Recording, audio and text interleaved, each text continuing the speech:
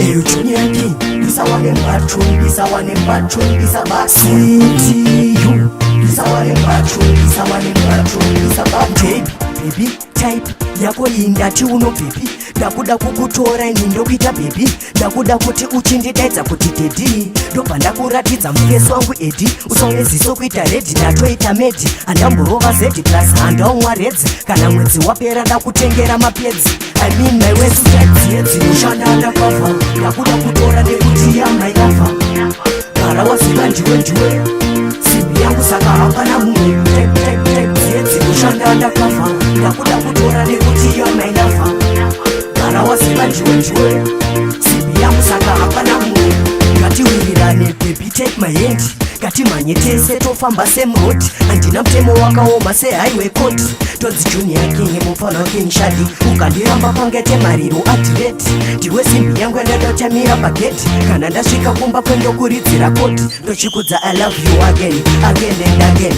Dr. Clarence Express. Dziedzi ushanda ndakava. Ndakuda kutora nekuti yamainafa. Gara waziva ndiwe simbi yangu saka hapana mumwe.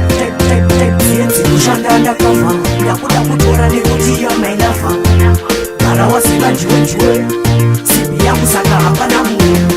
Rudori moto pipito tokuchidzira. Zvimwe ndikadozvitora ndenge ndakuvhaira. Mari yacho haipere inenge edzi. Ndiwe chete munhu wananti handiite state. Asi malips ako ane magnet. Kodzi neangu zvapotsa zvaita connect. Paya ndakatwa nakopfura lipsi. Hameno kutongwa kazorepa malipsi. Saka gara waziva kuti ndiwe. Ngatinone African mova naibhudu netina. Butubutu nectar stikipa pandule. Maluda savune mfana wangu kule. Sisu chadziedzi ushanda ndakava. Ndakuda kutora nekuti yamairafa. Gara waziva ndiwe simbi yangu saka hapana mumwe. Sisu chadziedzi ushanda ndakava. Ndakuda kutora nekuti yamairafa. Gara waziva ndiwe simbi yangu saka hapana mumwe. Baby type yako indati uno baby. Ndakuda kukutora ini ndokuita baby. Ndakuda kuti uchindidaidza kuti dedi. Ndobva ndakuratidza mufesi wangu edi. Usaone ziso kuita redi ndatoita medi. Handamborova zedi plus handaumwa redzi. Kana mwedzi wapera ndakutengera mapedzi. I mean my ways uchadziedzi ushanda ndakava. Ndakuda kutora nekuti yamairafa.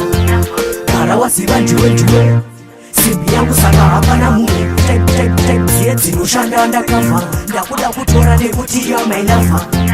Gara waziva ndiwe simbi yangu saka hapana mumwe. Makorokosa rise.